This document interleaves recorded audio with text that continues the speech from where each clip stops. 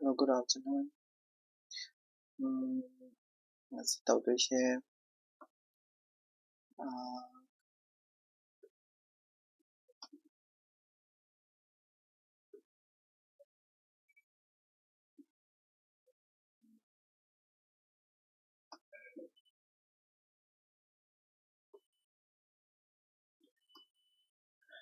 खबरदार का खबर से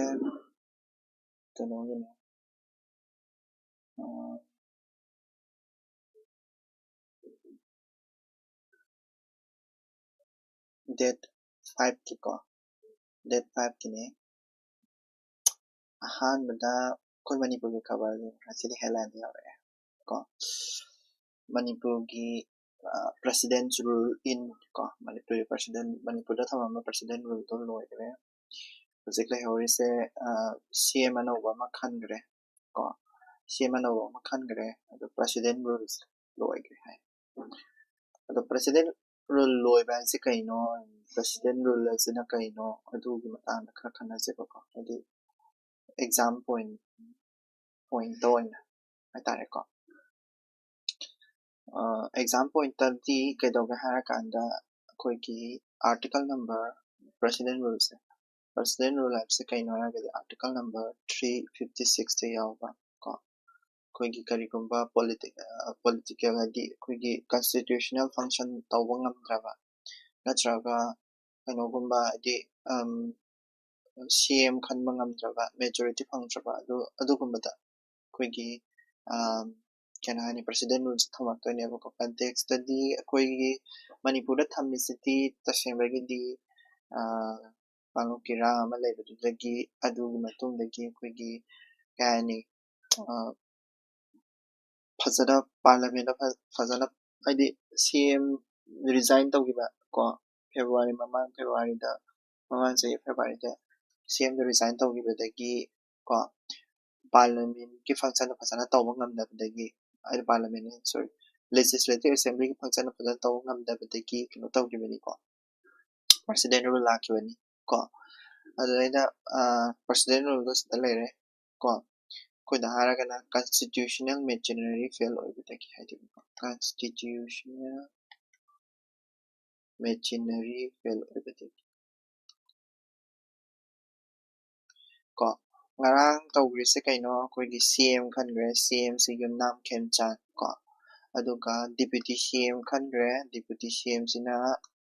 name chakipken ko aduga deputy CM ko deputy CM 2 sina deputy CM 1 deputy CM 2 wana lay ko deputy CM 2 sina losi dikho ko ta sembagi di CM se aing mama no sai kre deputy CM ana hai se kai no ko deputy CM hai se tikem na teba koigi what constitution da pan ba hai na ma le ko constitution da pan ba constitution da pan ba se CM se katare palis constitution da CM se katang palle aduga deputy CM ngasai gi nemchakip gen amsung losi dikho na oi se shi the constitution da pan de ba da which one of the following is the constitutional post the CM deputy CM is not a constitutional post na teba subna ka ki koi gi kaya hai ni political view da politically yengaga piba post ne hai tare ko constitutional post ne ba adi political tool lama kakne hai ta politics anari ni ka siguma kanoma pibiraga aduga koigi sigi name deputy CM ama name chakip gen se ko name cha kitchen ko name chakip gen se koigi Delhi degi oina ma se wasak lawyer ot taking se ko ot se Delhi degi adu dubo ko na virtual ot harakme ko virtual ot to se yabra tasena yai hebo ko yai kai no haragadi ot lo tu se kanai mamang da no governor gi mamang da ni governor na masigi rule ko di mak se loi thamme ai bi governor ya de dum yare ko ai di tongan ba masigi tongan ba kano lai te ba rule ko ai di ꯀꯩꯅꯣꯗ ꯂꯩꯇꯦꯕ ꯑꯗꯣ governor ꯁꯤꯒꯤ ꯍꯥꯏꯗꯤ legislative ꯑꯦꯁꯦꯝꯕ꯭ꯂꯤꯒꯤ minister ꯑꯗꯒꯤ chief minister ꯑꯣꯠ ꯂꯧꯕꯁꯦ ꯀꯔꯝꯕ ꯁꯦꯗꯨꯜꯒꯤ ꯃꯈꯥꯗ ꯂꯩ ꯁꯦꯗꯨꯜ ꯀꯣ ꯁꯦꯗꯨꯜ ꯃꯈꯥꯗ ꯀꯔꯝꯕ ꯚꯔꯆꯨꯋꯦꯜ ꯑꯣꯠ ꯂꯧꯕꯒꯤ ꯁꯦꯗꯨꯜꯁꯦ ꯀꯔꯝꯕꯅꯣ ꯁꯦꯗꯨꯜ ꯅꯝꯕꯔ 3ꯗ ꯀꯣ ꯑꯣꯠ ꯂꯧꯕꯒꯤꯗꯤ ꯌꯥꯅꯤꯅ ꯑꯗꯨꯒ ꯇꯥꯝ ꯈꯔ ꯁꯤꯗꯩꯁꯤꯗ ꯇꯥꯝ ꯈꯔ ꯀꯩꯅꯣꯁꯨ ꯍꯥꯏꯔꯝꯃꯤ ꯀꯣ ꯇꯥꯝ खरा को कोई की ऐ अमा का है कि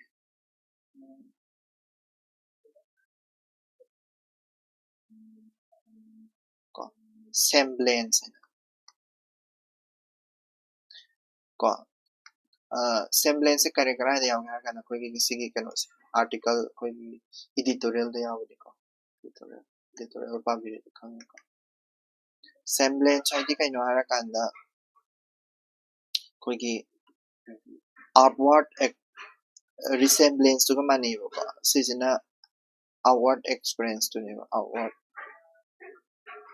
appearance है था को अदेगी defang kind so what as a way out defang has an ko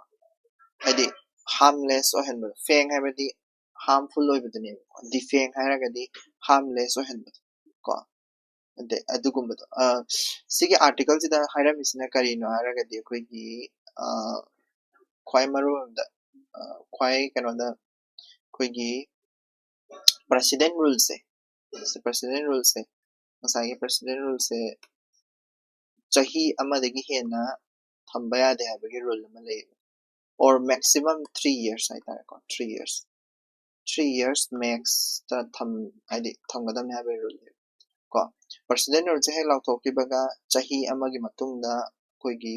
extension tawdini ko 6 years another 6 months 6 months 6 months adum extend tawdini 6 months extend tawse koi gi parliament law dini ko decision se president rule se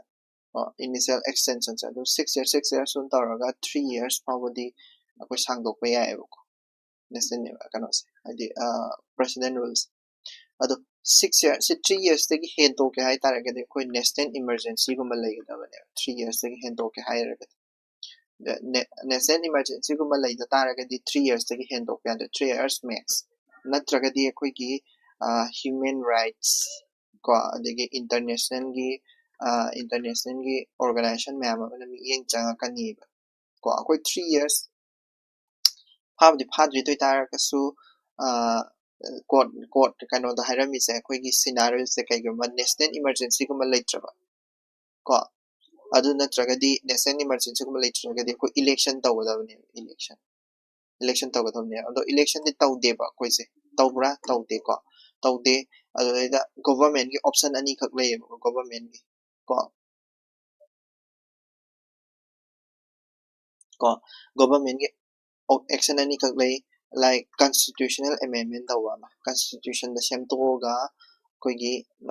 manipur gi oina tongana constitution da semtoga koigi 3 years the president rules sangtok kan ba ma natre haraga na koigi chief minister kan ba ma ado chief minister kan ba se oina tawgi bai wari ni natraga di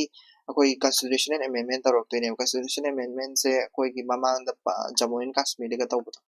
Jammu and Kashmir the constitutional amendment tawraga sangdo halidana president rule Punjab tasu adu maina tawgi duineba habedi 3 years tagi hentor taragadi ko koigi di kenosigi fattaba sign neba 3 years tagi hentor taragadi koigi higher politically koigi situation se fatre kaina hainingi neba aduduna 3 years tagi hento ke haragadi national emergency gumba leiragadi hento ko reason dum matik chai ko hento da anat adu tar adu natragadi election tawdane bade election di tawning de BJP ne ka shuko aduduna kai haini ministers chief minister ka khanbada oina pocha tare ni natragadi constitution amendment tawde parliament da chala yae ko adudugi namakta koigi kai haini saigi kano se tawgibane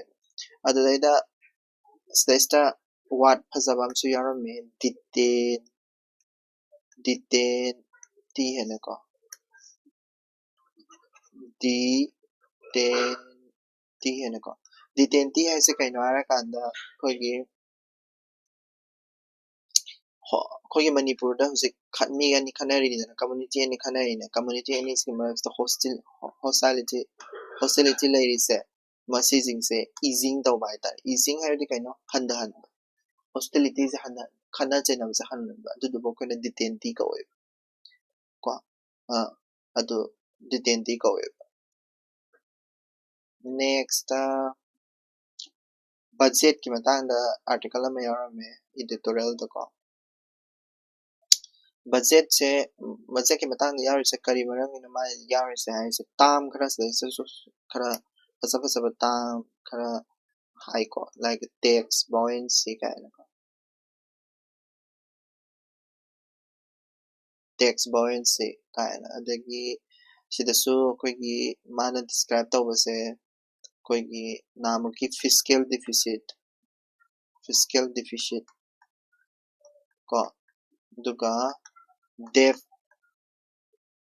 को debt अनीजी के मतंग जिदा high को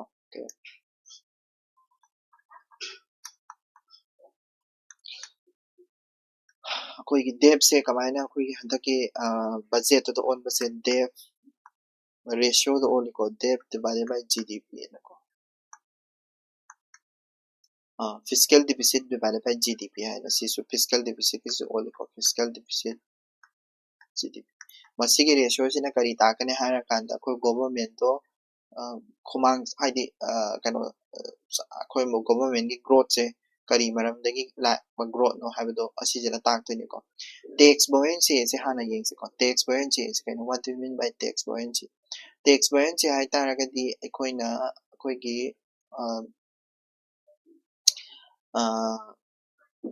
tax buoyancy is a percentage change in tax revenue को सिसका percentage change in GDP कोई की GDP की growth से असुकमेटिक लई हाई तो GDP की growth से कोई की दी real GDP का से 7.6 अद मायने लई देना को percentage माय की growth से अदो कोई की tax की growth tax की सु growth लई दी लई है को tax की growth लई दी लई अदो दो tax की growth से यामना low growth लई tax की growth tax growth हाई तारे को tax की growth से यामना low है अदुदुना मसी से अखोई तसेंबगी दि वाल लेगदबनि perfectly tax buoyancy हाई से tax buoyancy से वाल ले तारगदि यामना फबा ओइदोइनेबा अदुदुबु वाल गी मोता अखोई करी लेगे हारकांद वाल लेतेबा अखोई की tax buoyancy से इंडिया गी होइना हुजिक से tax buoyancy से 0.8 ले वाल ले तारगदि अखोइना हाइदो से कइनो हारकांद को अदि GDP की growth का GDP की growth सिना tax की growth सिगा tax की revenue सिगा GDP की growth सिगा माने हाय दोने कोई country से फाई हाय दोने good country हाय दोने कइनो हारगदि good country हाय दे कइनो कोई की सरकार दा पैसा याम काबा country म ओइ दोने GDP growth लाइरिगैदि GDP growth से GDP growth ऐसे कहीं नो इंडिया के citizen सिंजना तानो पैसा दोने इंडिया ना तान जब पैसा दोने इंडिया ना पैसा में हम ताला गदी government ना पैसा हम का गनी tax को अदुगी government तो सब खुद कनी माइन तो अदुगी वारी नी को अदो कहीं ना हर कंदा ngasi की tax buoyancy से करी गुम्बा 0.8 ओइरबा आइबदी 1 ओइट्रबा को 1 ओइट्रबा 0.8 ओइरबा अदुई तारगदी GDP growth लेरगसु tax from the growth लागते सिने हाइस tax from the growth लागते से 0.8 लोई लई तारगदी tax लौबसे याम सोले हाइनी tax लौबसे याम सोले हाइनी tax लौब सोले मीन GST से फेल ओइरे हाइनी GST failure ने मान हाइस को tax buoyancy से हाइनी इसे कइनो GST से problem लेरे सिने बको अदुदनि मा हाइनी इसे को अदुदना GST द problem ले बाइ से कइनो कोई की काय हाइनी GST द problem लेरे और कोई की expenditure दा expenditure the tax yam handa taragadi expenditure yam tawba ngamdre dana ko adi capital expenditure ko adi adugumadu yam tawba ngamdre aduduna adi tax boy kano se yamna adi koi country se adi GS tax se pasana khoma ngamdre ga adi koi country se wagi ni sine buko mana sida da tama ma ai se ko wagi ni adege moksumu mamang da su aina kano da budget ki naina ba tam da su haijagre like koi gi expenditure man hydro koi gi talarmani fiscal capital capex haina koi capital expenditure se koi na yam increase tawe na hadak budget ta hai gitro capital expenditure increase tawe se kari no har se ko hadi akoi gi capital expenditure yam the road saba bridge saba da si capital expenditure increase tawe ha bi meaning si kaino lamben thong ko bridge ko factory ko si saba da paisa yam thadai hai ne si saba da paisa yam thadaba hai se kari no si saba da paisa yam thadaba hai se kari no haragadi koi gi government se road bridge factory saba da paisa yam thadai hamni ko capex increase tawe hamni but koi gi revenue expenditure haina le capex is kaino capital expenditure hamni ko revenue expenditure haina tamam kak le expenditure ko revenue expenditure sti tasema gi decrease tawe revenue capex yamna capital expenditure paisa yam thadaraga so road bridge factory yam thadaraga so revenue expenditure sidi revenue aidi paisa talakpagi expenditure sidi ko masi sidi yamna handai revenue expenditure havni kaino koi gi tolo pibis salaries kumba piba sarkar gi tolo piba kumba natraga koi gi government gi gas ki oigera amagi oigera subsidies pibis sidi handai lamben thong bridge factory da mahai se kaino paisa yam thadaraga su adu salaries ta subsidies pibis da handai ko masina takpadi kaino haragadi koi gi government se haidi koi gi salaries kuma subsidy kuma se paisa thadare aduga lamben thong se madoina paisa thadare leire sine masi jigi phattaba amuka hairake ko masi jigi phattaba haira ama hairake ba koi gi revenue expenditure sidi adi capex sidi koi gi kai aini corruption na hat pa ngammi ba revenue expenditure sidi tasing na koi gi praja da citizen jing da direct phangali ba pot to ne ba duga kano jina road bridge factory sing sidi citizen jing da hoi phangmudi phangi tapna phangba pot ne ba sijina futuristic growth ki ne ba sijina huji ki growth ki ne ba aduduna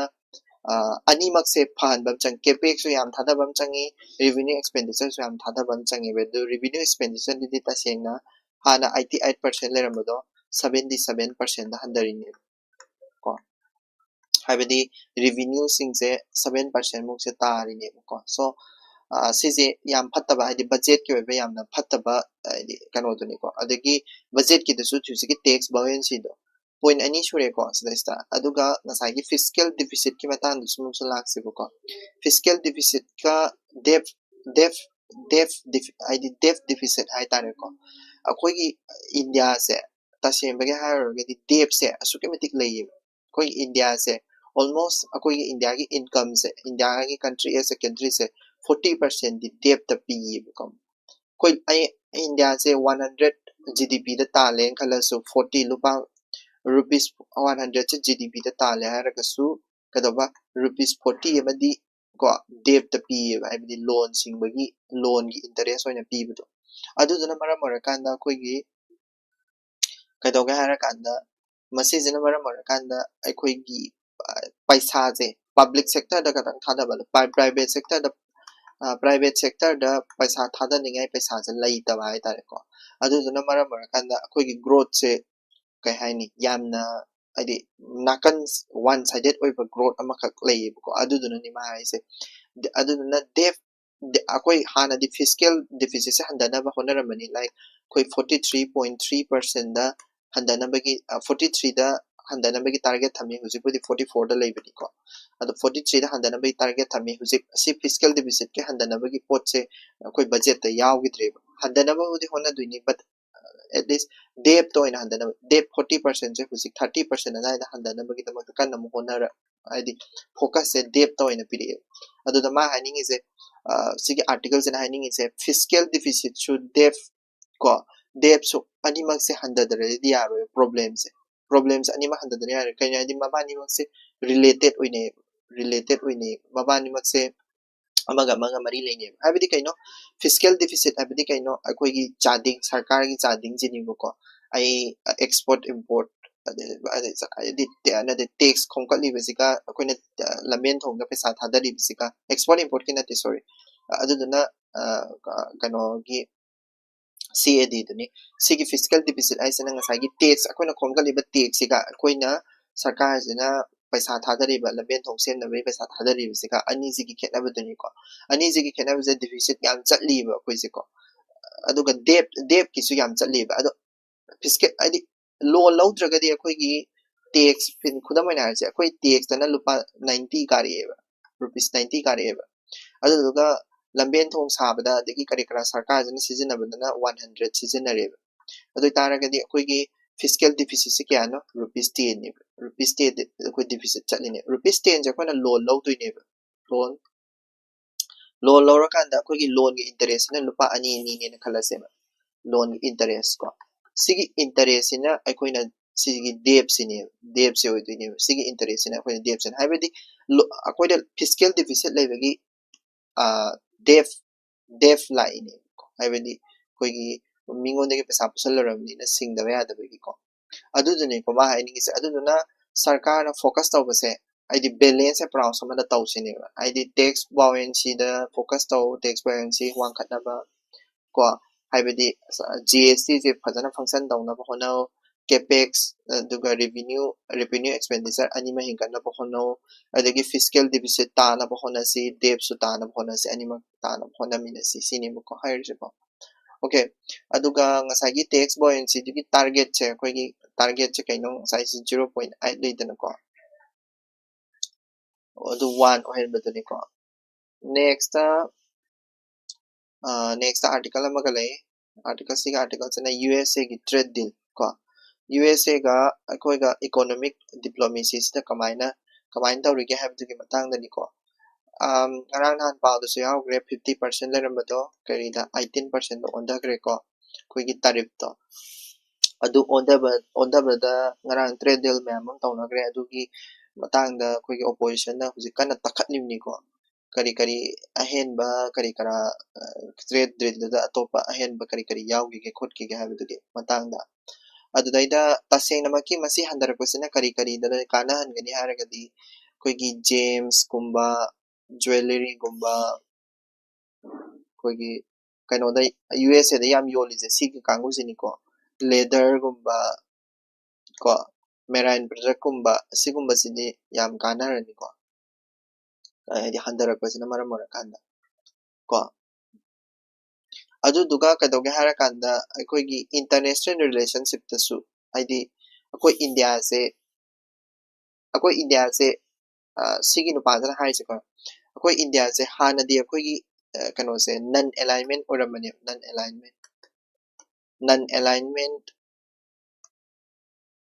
in trade ta koi se kai hai ni mingon digi mi pan tang da bagi type ta wakhan je leramani hujikte multi alignment oigre multi alignment habidi mi kudi maka trade tawnar pas inemi haiba laite kano haiba laite friend haiba laite loina maka trade tawnabas ko loina maka trade taw multi alignment in trade se da multi alignment oire kudamani yengse ko European nation khara yengse European nation da ko EU masaga hujik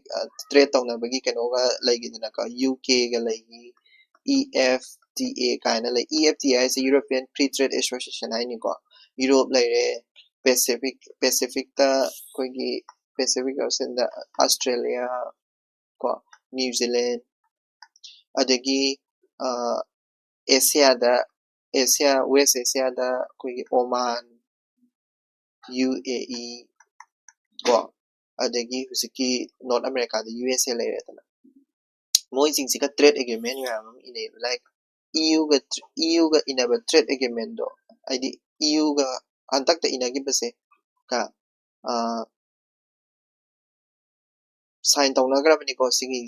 EU trade agreement inagrabani BTIA ko habedi broad based trade and investment agreement ko UK ga su koi inagre like koigi FTA inagre India UK free trade agreement ko ado inagre usik yana sign tawbra hedi tawdri ko not sign ko not sign di tawdri IPTA ga di yanagre IPTA ga koigi IPTA haise kai country yawge hara kanda IPTA de yarise usik to khange ko IPTA haidi kaino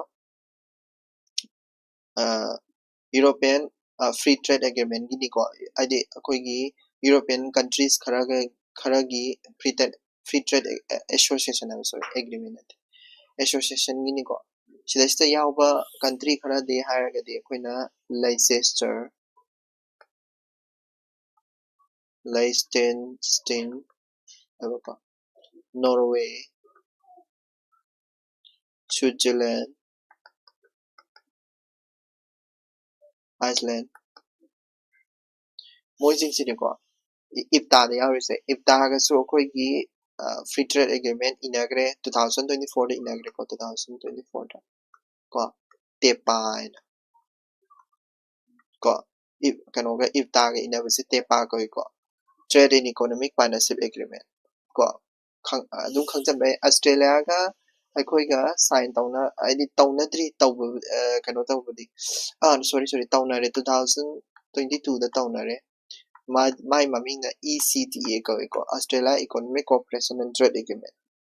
adagi New Zealand ga di sign tawnadri husipau gi na di mai su FTA ni ko sign tawnarakanda my maming ama tholakani adagi kano ga su West Asia da Oman ga agreement inare agreement do koi SIPA ni ko SIPA animak SIPA habidi kaino comprehensive economic partnership agreement ko Oman gidi yam kui 2024 da ni SIPA se aduga UAE gidi yam kui 2022 da ni ko aduga USA ga lainaba mari hai tare ko USA ga lainaba mari se akoi India ga lainari se moi ani da ni ko like koi gi TAP habidi trade policy forum ko sidum paikada especially SSC gi oina dum hasan me ai ko habidi kari agreement inari jo habdu adu hanga pe ISET kisu koigi ISET ai se kaino koigi critical and emerging technology habini ko initiative ko on critical and emerging tech ko sigi agreement sing sini inari se id kano tawnari se id koigi koigi trade se tawnari se kaigino mana multi alignment habdi karigino haragadi sigi agreement sing mayam se inabagi ni ko habidi country khudimak ayambaga adum trade agreement se sign tawnari India se ko ayamba adu itaragadi akoida hena beneficial oinabani ko India da hena beneficial oinabagi wari id ujikti non alignment oitre kari orba multi alignment in trade se da multi alignment ore adugi katang sidagi lokthok ya ko nuclear deterrence ki matang namu yeng se ko nuclear deterrence ai se kaino id as a nuclear deterrence ka sigi point nuclear bomb ki matang da lai ba pau se kaigino haragadi koi ngarang so in hai gi new start treaty ena ama USA ga Russia ga sign tawnai ba ko se sign tawnai se kaino nuclear bomb saba lepnarase na ko nuclear bomb se moi mabani ma sigi nuclear heads da laibani ko adugi nuclear head lainabasida ketoga harakanda saba toknarase hainako akoigi war tawnaragumsi akoigi nuclear gi khulai gi lamchen tanaragumsi koi war cha saba toknarase na hainabane adugi new start treaty se ngasi lore last expire ore ngasi sigi expire hek oibadagi di USA ga Russia ga si yanabada leitre aduduna USA su magi bomb top sabse hengalani Russia su bomb top sabse hengalani warhead saba nuclear bomb gi warhead saba khotpase hengalani ko aduduna tapadi kedoga harakanda arm race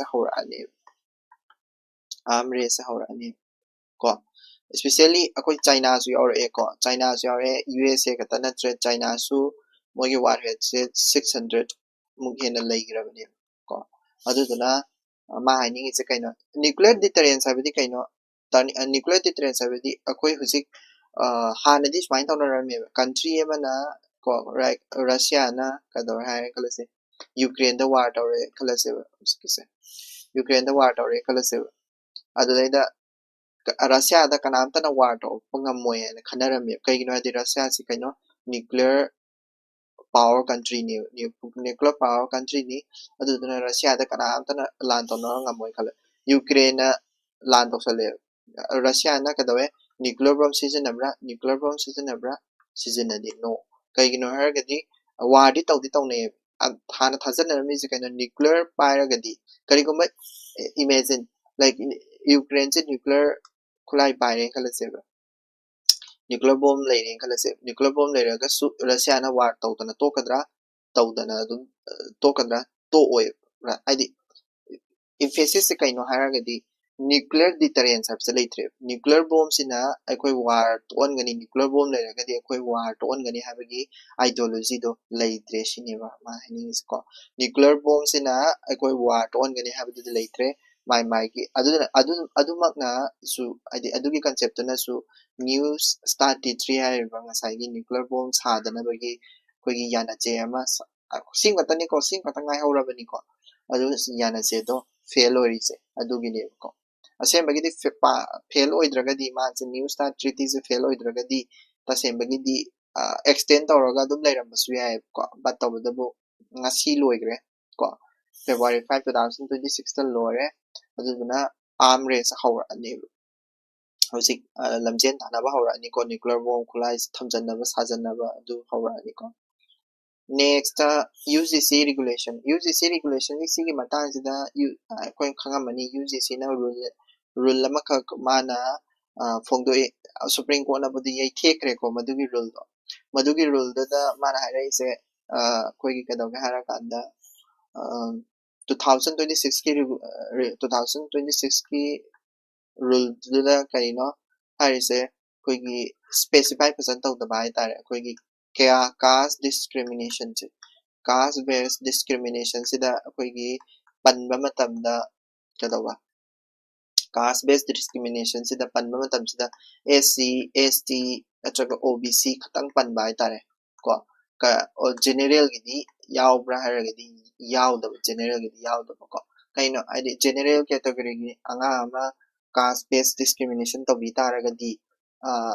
sigi rules ina kasu apply to ba yaroi sigi rules adudugi matangda UGC gi rule do yei thekrabni ko UGC gi rule do chana ba yaroi ni supreme court na yei thekrabni adudaida karigino mana issue se tasina kai haino general category gi karigidabagi aidi general category se caste based discrimination da hap to ina habsi gi matangda mana explain tawisi ko article number 15 equality right to equality animal ko equality sisina kadoga harakanda right to equality na haise kaino manabadasu manana dum thambiyo manana dum treat to manadabadasu manadana dum treat to ko treat to bodi adi kai haino harakanda kadoga harakanda koigi saise substantive kano pa kanggo di polity pa kanggo di nung khangani ko substantive equality harakta substantive equality hai taragadi kaino harakanda equal should be treated equally harako sisibudi mayam khangnare aduga but unequal ko unequals must be treated differently ko habidi karino harakanda akoigi Supreme Court na UGC na akoigi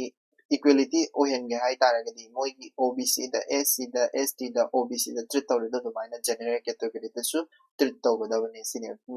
id caste discrimination tarakpa tanda general category su leave out tawba yaroi meaning di kaino harakanda akoigi majority minority haiba leite mipum khudimakta apply tawgadaba rule ni haibani ko aduduna di kanoda katang AC ST OBC da katang moi da katang caste based discrimination tawrakanda katang tawgadabani haibadu leite adu katani ko next akoigi what are metas and what are facing a judicial ultimatum meta ga WhatsApp ka meta isina akoigi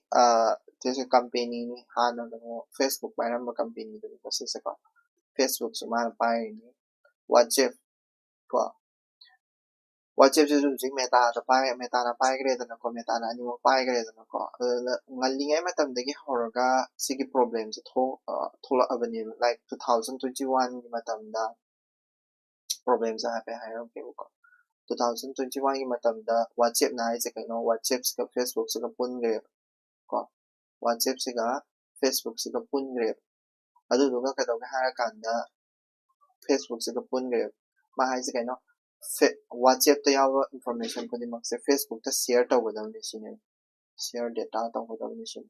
adu ta ga di Facebook se ona traga WhatsApp se pai ba yaro sine data je nam pu de share ta hon bai ta adu data je nam pu de share ta ma de gi 2000 adu matung da kai kai na Competition Commission of India nama lai ko Competition Commission of India jana business to mi jing se free and fair competition to ngan mai ko company ni ada man hai se kaino sigi Competition Commission of India na hai se kaino WhatsApp se monopoly sana ganu se WhatsApp se monopoly sana lai re adu na meta jida fine thiel le meta fine view and fine to 13 crore है ना fine थियल ले कई गिन हार गदी कोई Yong ने आई से WhatsApp पाइने कल से WhatsApp पाइरे आई Facebook ते पाइनिंग द्रे को अदो Facebook ते पाइनिंग द्रे अदो तारा गदी आई की WhatsApp की डेटा दो Facebook ते कदो बगी आई खुदा मा आज आई WhatsApp ता आई की डेटा खरा ले रे आई की DP का सर्वर नत्रगा आई की तिनरी ग्रुप करी करा ज ले रे अदो की इंफॉर्मेशन तो कदो बा Facebook ते शेयर तो दे सुने हाइस Facebook ta share tawde ai Facebook ta di ai si share tawning de WhatsApp ta share tawdo Facebook ta di share tawning de either Facebook ta share tawdo so ai WhatsApp ta share tawning de leba or basically Instagram so lai na ko Instagram ta share tawbo ko to ai ta tawning de su leba nam fu da tawan ba ai ta ko meta je na tawis adu na meta je na nam fu da tawan bani na WhatsApp meta je fine thiel le ko CCI na adedi meta na mu kare kana da mu National Commission for Tribunal koigi kainogi sigi haitare ko company gi tribunal amada la company gi tribunal sina kadoga hara kanda meta na haisina consent lawisin ayabada dagi consent lawisin have meaning di moida yara kanda WhatsApp sidagi Facebook ta information share to basa yai hara kanda katang consent lawra kanda katang kaino tawisin when data share to bonisine Supreme Court na haina consent to adi option leitabagi ni moina consent to yara idusin adi consent without option is not a consent consent without option is not a consent meaning di kaino hara kanda ai atop ai WhatsApp se dadi ai gi family kari ka loi pai re ba ko aduga Facebook se dadi share to ningdre but ma hai se kaino option je Facebook ta khatang ai option je pi bai ta ko ate atop da am ta pi da Facebook khatang pai ra di WhatsApp se pai bi ani having mong da dum pai han bai ta Telegram gumba di kamai tawba Telegram gumba atopa messaging app lai ka babam lai tro Telegram gumba adagi kaino messenger ma'am leita X messenger kari kara haibo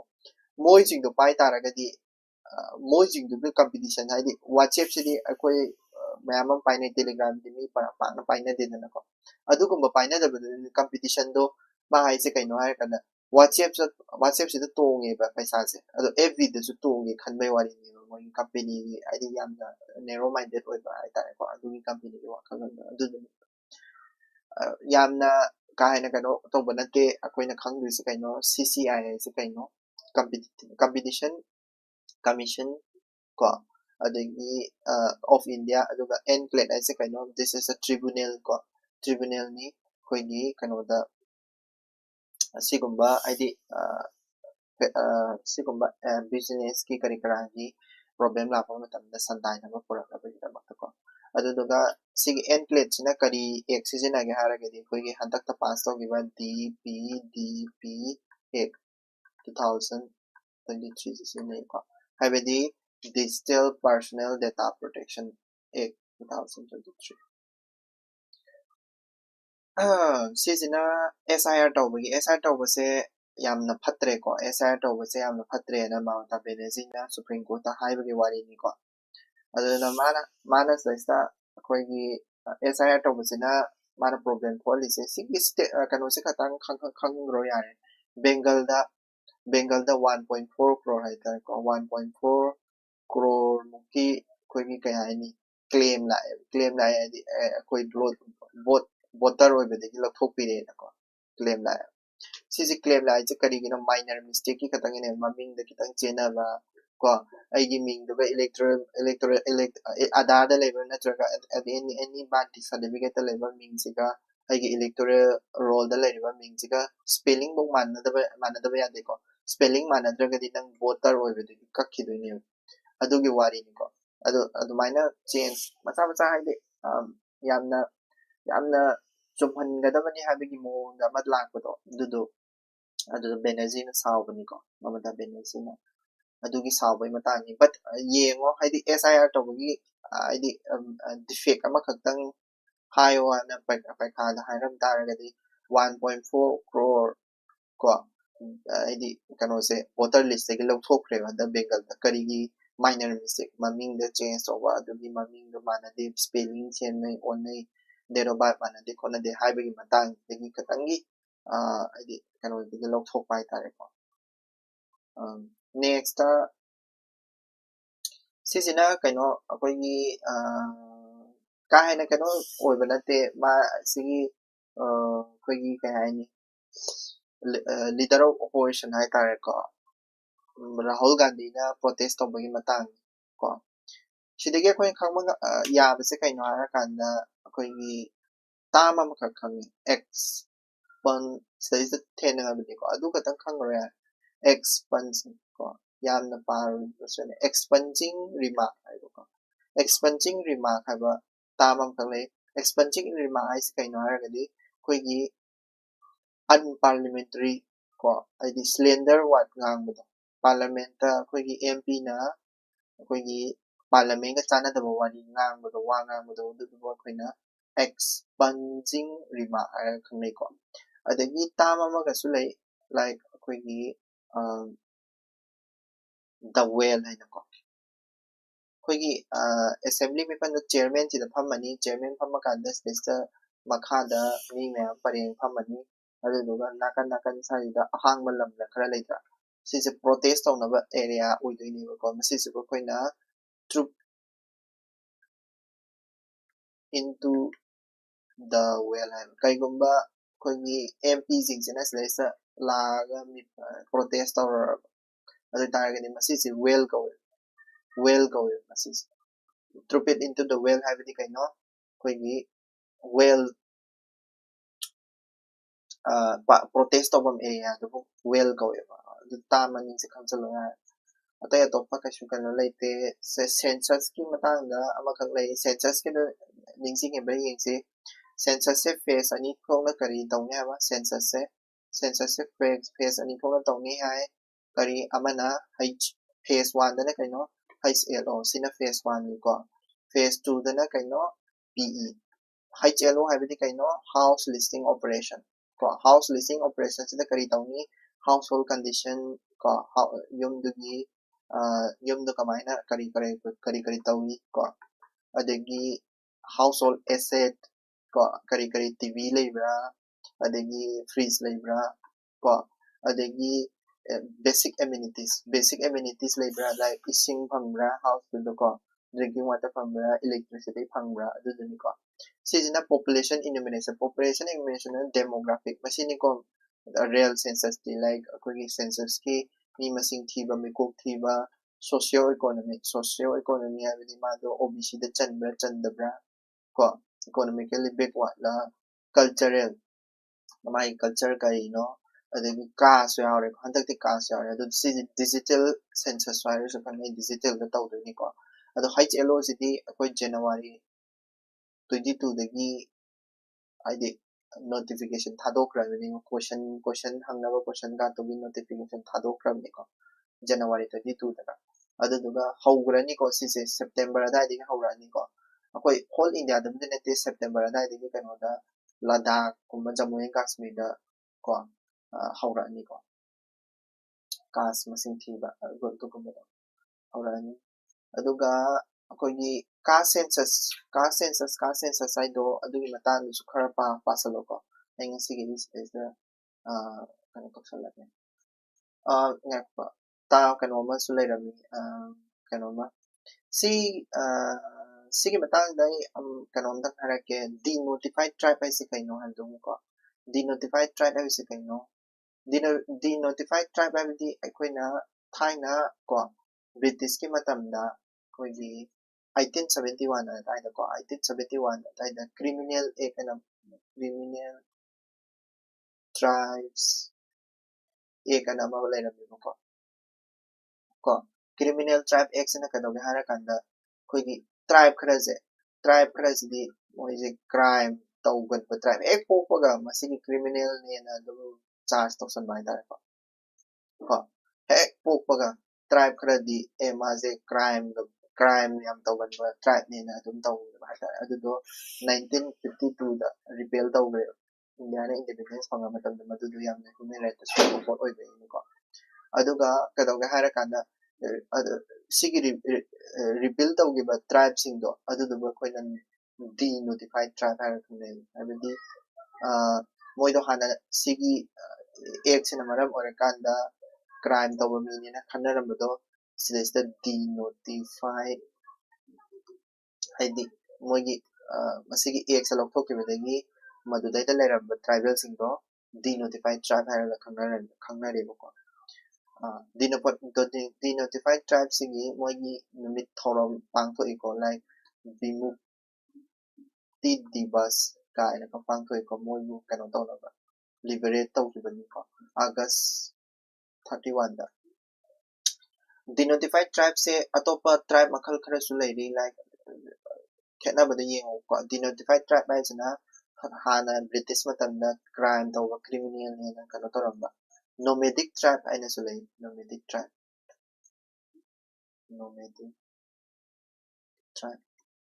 tribe ai sina kaino hara kanda nomads kangud mafam amdai mafam chala lei